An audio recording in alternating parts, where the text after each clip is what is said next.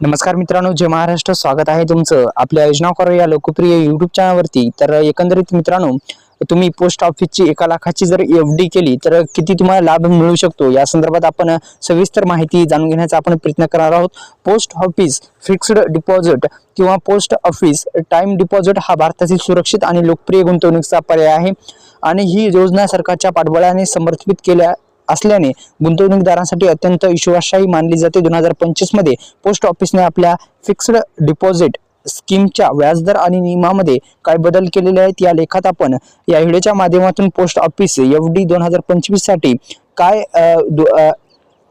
असणार व्याजदर या संदर्भात सुद्धा आपण नियम आणि फायदे सुद्धा जाणून घेण्याचा प्रयत्न करणार आहोत. तर मित्रांनो, पोस्ट ऑफिस फिक्स्ड डिपॉझिट योजनेअंतर्गत गुंतवणूकदारांना निश्चित परतावा दिला जातो. ही योजना त्यांच्या उपयुक्त आहे.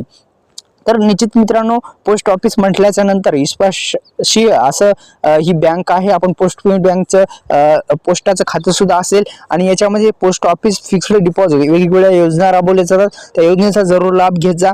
तर मित्रांनो, तुम्हाला व्याजदर सुद्धा मिळणार आहे आणि तुम्हाला अधिकतम जमा कोणतीही मर्यादा नाही. तुम्ही कितीही रुपये यामध्ये गुंतवू शकता एफ.डी मध्ये, पोस्ट ऑफिसच्या एफ.डी मध्ये.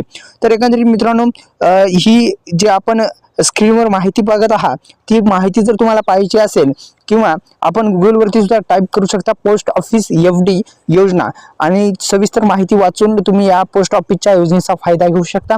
पोस्ट ऑफिसने फिक्स्ड डिपॉझिट स्कीमसाठी वेगवेगळ्या कार्यकाळावर वेगवेगळे व्याजदर निश्चित केलेले आहेत. तर 4 दर जानेवारी ते मार्च 2025 पर्यंत लागू आहेत आणि आपण एका वर्षासाठी किती व्याजदर आपण स्क्रीनवर सविस्तर माहिती पाहू शकता मित्रांनो.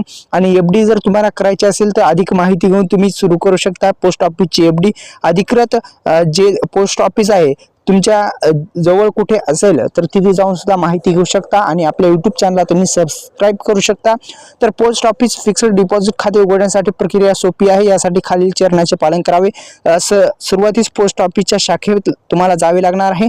अर्ज भरायचा आहे. आवश्यक कागदपत्रे जमा करायचे आहे. 1000हून अधिक रक्कम तुम्हाला जमा करायची आहे. खाते उघडल्यानंतर तुम्हाला पासबुक दिले जाईल. आधार कार्ड, पॅन कार्ड, निवासी प्रमाणपत्र, पासपोर्ट साईज फोटो सुद्धा लागणार आहे. आणि पोस्ट ऑफिसची एफ.डी योजना साठी सुद्धा तुम्ही अधिकृत जे पोस्ट ऑफिसच्या शाखेलाच भेट देऊ शकता. धन्यवाद.